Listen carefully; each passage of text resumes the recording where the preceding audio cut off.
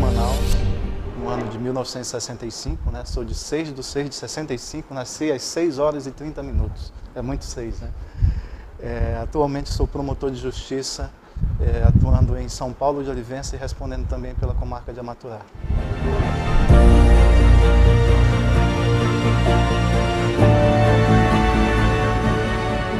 Na época eu cursava o terceiro período de administração na UA e estava com um filho recém-nascido, né? Era estagiário na Caixa Econômica, estava lá já há 7 meses. Formamos uma equipe de estudo com alguns estagiários. Por sorte veio o concurso do DASP e nós conseguimos alcançar, né, a aprovação e pela colocação, a lotação foi na Procuradoria da República. Eu fui, logo de início, no primeiro mês, eu já fui nomeado como secretário da coordenadora, na época dona Iaci Correia. Depois, passado mais 2, 3 meses, aposentou-se a senhora Olga Israel, que era chefe de pessoal, e eu fui, então, ser o chefe de pessoal. Passado mais algum tempo, aposentou-se o senhor Raimundo Barreiro e eu fui para a chefia do almoxarifado.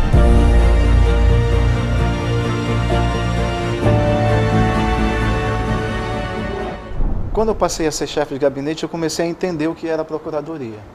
Tá? Porque você, quando está na parte administrativa, você não entende muito bem o que é que se faz aqui. E, na época, isso foi antes da Constituição, então a Procuradoria não tinha essa feição que ela tem hoje. Tá? A Procuradoria, para você ter uma ideia, ela cuidava de... uma das principais demandas aqui eram as execuções fiscais. Eram mais de 4.500 processos de execução fiscal. Então a Procuradoria não tinha muito tempo para demandas coletivas, né? Não tinha muito tempo, era só a parte criminal, né? Cada procurador fazia tudo, não tinha essa divisão que tem hoje aqui também. Cada procurador atuava no criminal, atuava em mandado de segurança, atuava nas execuções fiscais, né? A divisão era só se dividiam processos dessa forma, iam passando, né? Chegava, passava para cada um para ter uma... não tinha uma distribuição bem definida, assim. Se o processo entrasse ali, na próxima volta ele iria para o mesmo procurador, mas desde que fosse a primeira vez que estivesse entrando, aí que ele receberia uma indicação para quem seria. Depois disso aí, o que aconteceu? Eu comecei a entender a Procuradoria porque veio uma outra demanda para a gente, que era a defesa da União nas reclamações trabalhistas. Então nós passamos também a fazer audiências, os servidores. Eu fui preposto, o Adalberto Antoni foi preposto, dona Lenise foi preposta. Então nós íamos para audiências na Justiça do Trabalho. E aí já foi uma outra demanda muito maior, porque já chegou quase a 8.000 processos. A partir de 94, a Procuradoria passou a ter uma outra definição. Ela perde essas atribuições, ela perdeu essa atribuição de execução fiscal logo depois da Constituição, e a partir de 94 ela perde também essa atribuição em relação às reclamações trabalhistas, e aí ela passa a se voltar mais em buscar a defesa do que realmente a Constituição queria que o Ministério Público Federal fizesse, que é a defesa do interesse coletivo. A partir do momento em que tem esse envolvimento, né, especialmente nas audiências trabalhistas, fazer as peças também, passei a fazer as peças para o Dr. Wallace, tá? Minutar as peças, que o Dr. Wallace tinha uma coisa muito interessante, tinha a Marilene, que passou a trabalhar com ele, ela dizia uma coisa logo no início, que era o seguinte: no primeiro dia minutado, o Dr. Wallace conseguia ler e eu conseguia ler, né? No segundo dia, o Dr. Wallace não conseguia ler, mas eu conseguia ler. No terceiro dia, nem eu nem ele. Não dava para entender o que ele tinha escrito, né? Então, nós passamos a fazer essas minutas, né? E passamos a nos interessar, porque a administração que eu tinha feito, o curso era administração pública, então eu via muita coisa em direito, né? Mas a aplicação mesmo eu comecei a ver aqui, né? E me encantou, e foi aí que eu decidi fazer direito. Em 89 fiz o vestibular, passei, e em 94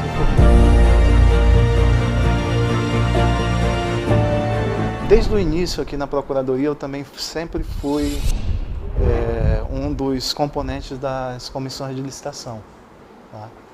Então praticamente todas as licitações feitas nessa época, na década de 84 a 94, até mais um pouquinho, eu participei, tá? Então,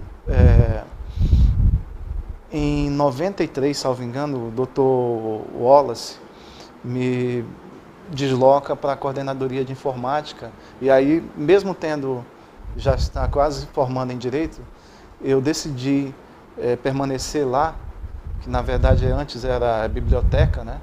Era a coordenadoria de documentação e informação jurídica, mas cuidava da informática. E eu decidi aprender informática. Então só saí de lá quando eu consegui montar a primeira rede de computadores aqui da Procuradoria, né, ajudando o pessoal aqui, fizemos a licitação e tal, e ajudamos a montar. Então quando eu já tinha conhecimento de montagem de computador e de montagem de rede, aí eu vi que já era o suficiente para mim, e coincidiu com o convite do Dr. Sérgio Lauria para ser assessor jurídico. Algo muito gratificante, mas muito estressante também, porque é muita coisa. Na época tínhamos aqui, eu acho que eram 4 procuradores só, então era muita coisa mesmo. O processo se avolumando e a gente fazendo, mas sempre vindo. Mas aí, o que acontece? Aí você começa a se envolver com causas que engrandecem a alma, né? E você vê um órgão passar a ter esse cuidado de buscar os direitos dos desassistidos, né? Aí isso faz com que você veja que o seu trabalho tem relevância muito grande, né? Então, nessa turma que entrou, né, Adalberto, eu, o Zé, o seu Zé lá do protocolo, essa turma, quando entrou, ela viu nessa procuradoria aqui um porto seguro. E nós nunca mesmo, não lembro de nos ter negado a fazer qualquer coisa pela procuradoria. Eu lembro até de uma época, eu acho que foi uma das primeiras eleições que eu fiz com o auxiliando Dr. Wallace. Eu e o Antoni, nós iniciamos 8 horas da manhã, ficamos até 3 horas da madrugada do dia seguinte, e nas 8 horas daquele mesmo dia a gente já estava de volta aqui para continuar o serviço, né? Então, quando você tem esse envolvimento e quando você consegue vislumbrar que o teu trabalho tem reflexo, né, na vida de outras pessoas, aí você entende que realmente aquilo que você não faz para si, não. Você faz não só para você faz para engrandecer a própria instituição e aquela própria pessoa que está ali necessitando.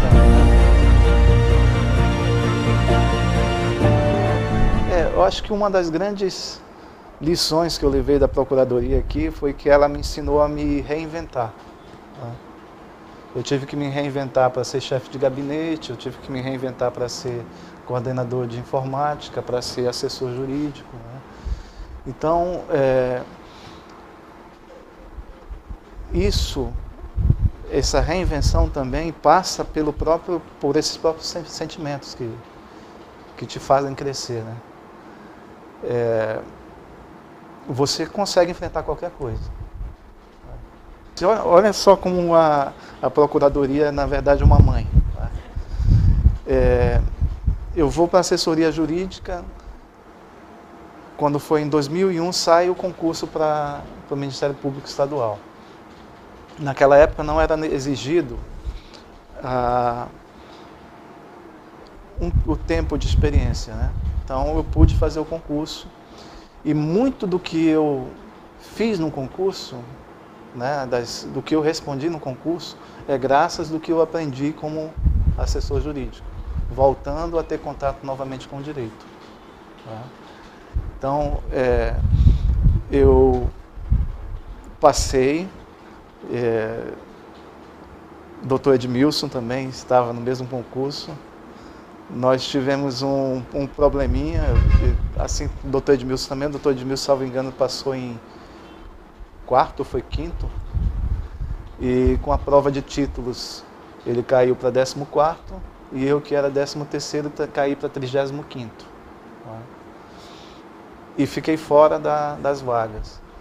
Mas quando o concurso terminou a validade em dezembro de 2005, ainda haviam 27 vagas que poderiam ser preenchidas por quem havia passado e não foram. Então, eu me reuni com algumas pessoas e a gente entrou com uma ação. E em 2013 foi que nós conseguimos um acordo com o Ministério Público Estadual que nos possibilitou assumir. Então, esse tempo todinho permaneci na Procuradoria, trabalhei como assessor jurídico até a gestão do Dr. Edmilson, em 2007, salvo engano. E quando ele deixou de ser chefe, né, eu decidi acompanhá-lo para ser o técnico dele no gabinete. Eu não era analista, tá? Nunca fiz para o cargo de analista, nunca achei necessário. Mas decidi acompanhá-lo e fiquei com ele até a saída para o Ministério Público.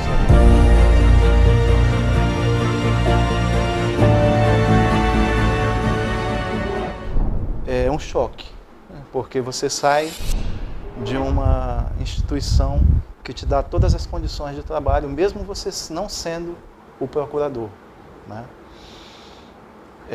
Você tem acesso aqui a todos os sistemas que você puder para ter um trabalho bem feito. No Ministério Público Estadual, infelizmente, a estrutura para o interior não existe, né?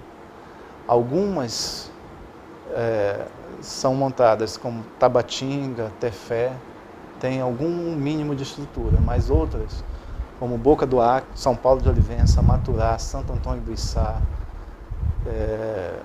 Benjamin Constant, Atalaia do Norte, a maioria, em sua grande maioria, as promotorias no interior só contam com o promotor, e no meu caso, eu conto lá também com uma estagiária de ensino médio. Tá? E aí vem a lição da Procuradoria. Você tem que enfrentar, você tem que fazer o trabalho que você faz.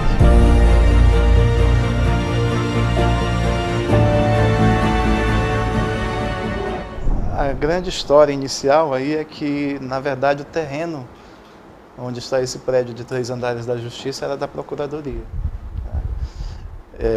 Houve um decreto estadual doando e havia um prazo de 2 anos para que construísse. E como a Procuradoria não tinha a verba, ela fez um acordo com a Justiça iria construir e um andar ficaria para a Procuradoria. Então o último andar ficou sendo da Procuradoria, né?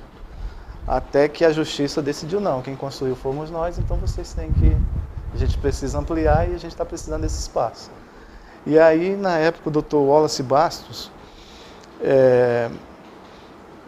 lá do gabinete dele, viu esse prédio aqui ainda em construção, né? Isso era da Marmovidro, salvo engano, e decidiu que esse prédio aqui ia ser da Procuradoria, e iniciou as tratativas lá em Brasília para conseguir a desapropriação, né? Inicialmente a desapropriação foram só dos 2 primeiros andares, né? e do subsolo. Depois que viemos para cá, a estrutura era pouca, né? Quando eu entrei eram 13 servidores. Né? Em 90 e pouco, quando viemos para cá, já tínhamos crescido, eram 30 e tantos. Dava para suportar aqui, nesse único prédio mesmo. Nesses 2 andares, aliás. Mas depois, com o aumento da demanda, né, o próprio na necessidade de crescimento do órgão por conta dessa demanda coletiva, né, foi necessário desapropriar os outros 3 andares.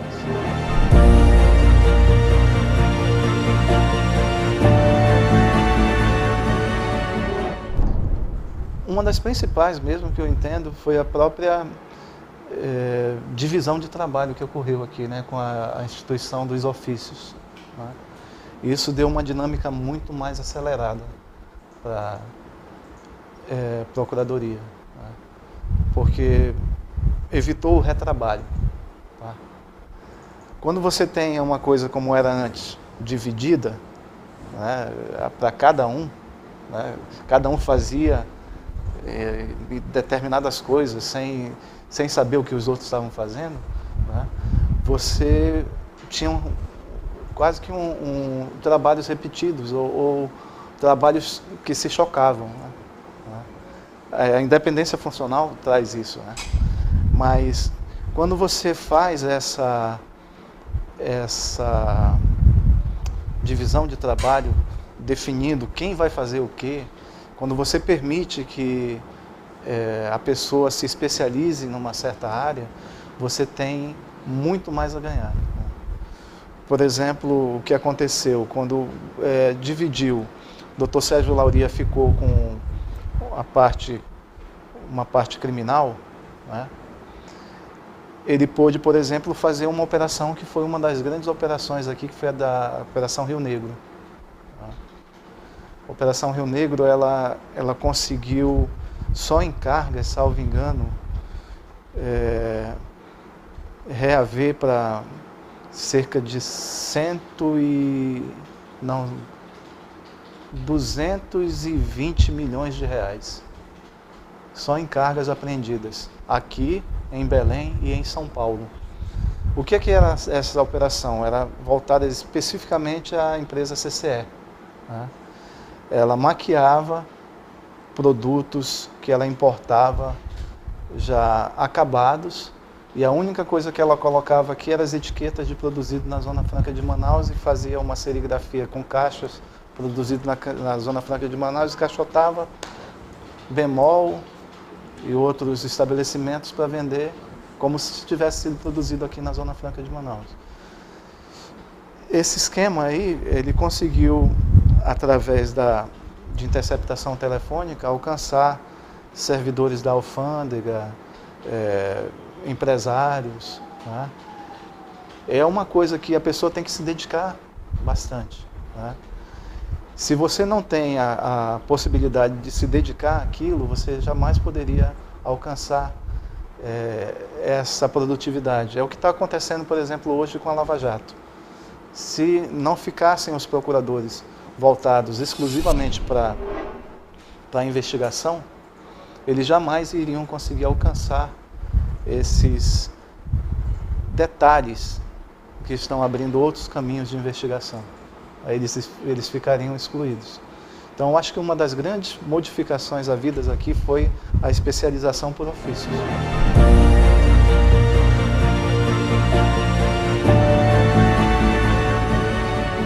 Quando eu entrei aqui, eram 4 procuradores. Era o Dr. João Batista Gomes Moreira, Dr. Wallace de Oliveira Bastos, Dr. Raimundo Paiva e o Dr. Ademar Vieira. O que aconteceu logo em seguida? Dr. João Batista saiu, foi para uma outra procuradoria. Dr. Raimundo Paiva logo em seguida também. Dr. Ademar também. Ficou apenas o Dr. Wallace até que veio o concurso em que passou a doutora Ana Borges, né? Ana Borges Coelho Santos. E depois, no ano seguinte, passou o doutor Carlos Frederico Santos. Para você ter uma ideia, na época em que o doutor Wallace ficou sozinho aqui, começaram a amontoar mandados de segurança. E um juiz federal determinou à vara que recolhesse de volta para a vara os mandados de segurança que estavam, mesmo sem que o Ministério Público não tivesse ofertado o parecer. O que é que o Dr. Wallace fez? Ele entrou com um mandado de segurança contra o juiz, pedindo a devolução, porque o Ministério Público tinha que ofertar o parecer. Né? Então, a partir daí, a partir de que começa a vir doutora Ana Borges, começa a vir doutor Carlos Frederico, outras pessoas passam por aqui em substituição, como o doutor Franklin, de Brasília. O Ministério Público começa a se assenhorar da sua função constitucional, né? E começa a haver um incremento de novos cargos de procurador. Passamos em seguida a 8 procuradores, né? Depois foi criado o 9º, que ficou em Tabatinga, e depois, né, Tefé, né, para tentar suprir a demanda do interior do estado. Só que ainda tem outras. Nós temos o Alto Rio Negro aqui que precisa também. Nós temos uma comunidade indígena muito, acho que é a maior do estado, lá em São Gabriel da Cachoeira, que precisa de uma atenção maior do Ministério Público Federal. A própria estrutura de Tabatinga, ela tem que ser melhorada. Hoje, o Alto Solimões, ele vive quase que uma mexicanização, né? É o que ocorreu lá com a Califórnia, nos Estados Unidos, né? Como é que os Estados Unidos ganhou a Califórnia do México? Eles começaram a comprar terras, começaram a se assentar dentro das terras do México, e num dado momento tinha mais americano do que mexicano lá, e eles, né, conseguiram destacar a Califórnia do México. Nós estamos vivendo quase que a mesma coisa com os peruanos. Tabatinga, boa parte do comércio de Tabatinga é de peruanos. São Paulo de Olivença a mesma coisa, Maturá a mesma coisa, Santo Antônio, Tonantins a mesma coisa. E esses peruanos, eles estão entrando sem que estejam sendo regularizados pela Polícia Federal. Qual é o perigo? Vários deles entram como sendo da etnia ticuna, que vivem no Peru.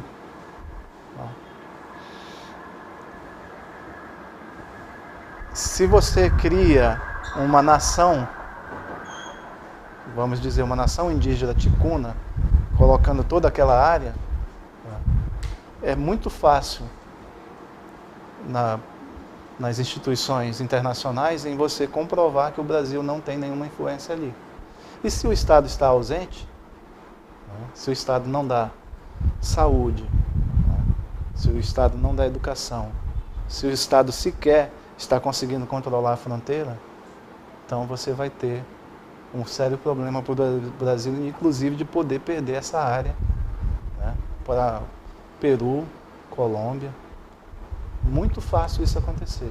Então a atuação de todos os órgãos públicos, especialmente do Ministério Público Federal, naquela área de fronteira, tem que ser uma atuação firme e que necessita de aparelhamento e principalmente, né, de que seja colocado lá quase que a mesma estrutura que existe em Manaus, com a definição de ofícios bem clara, para que possa, especificamente um procurador que fosse voltado à área indígena, né, ter uma equipe que possa dizer realmente, não, esse aqui realmente é indígena. Porque atualmente o que se prevalece é que basta, para ser indígena, basta você se declarar. Né? Então, você se declara indígena, pronto. Você já tem ali uma boa parte de praticamente todas as cidades lá que são de uma etnia. Ou, por exemplo, em São Paulo de Olivença eu tenho cocamas, tenho ticunas, tenho caixanas e tenho cambebas. Né? Mas quem é de fato indígena? Isso aí um estudo antropológico seria necessário. Um dos que eu mais lembre mesmo, assim, na verdade dois, né? Esse da relação ao naufrágio, né? Eu vi gente muito comovida. Eu vi gente comovida com a atuação do Ministério Público, porque viram os seus direitos sendo disputados ali, né, por alguém que estava interessado em ver os direitos deles sendo exercidos, né, sendo acolhidos pelo Estado. Né. O outro grupo que eu lembro bem é os mutuários, o grupo de mutuários. Né. Eles demonstravam um carinho muito grande, principalmente na pessoa do Dr. Sérgio Lauria. Porque eu acho que o marco ali da Procuradoria realmente foi a partir dessa divisão que eu te falei, em que possibilitou que as pessoas tivessem uma imagem de quem seria o MPF, né?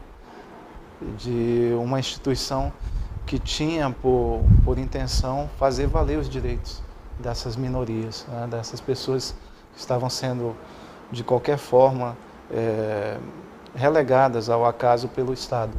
Né? Então, essas pessoas aí, até mesmo em entrevista, eu acho que se vocês forem atrás, vocês vão ver depoimentos prestados por elas que demonstram a gratidão que elas tinham. Não digo nem por terem alcançado alguma coisa, mas só de ser ouvidas, tá? Só de ser ouvidas por um membro do Ministério Público. Né? Salvo engano, tem algumas filmagens de reuniões feitas com mutuários, né, em que pessoas abraçam o Dr. Sérgio Lauria, né, chegam lá e só o fato dele estar lá já fazia com que essas pessoas se sentissem quase que uma humanização, né, dessas pessoas, fazendo com que elas se sentissem realmente cidadãs. Né? Eu acho que são esses aí que seriam o maior reflexo da atuação do Ministério Público.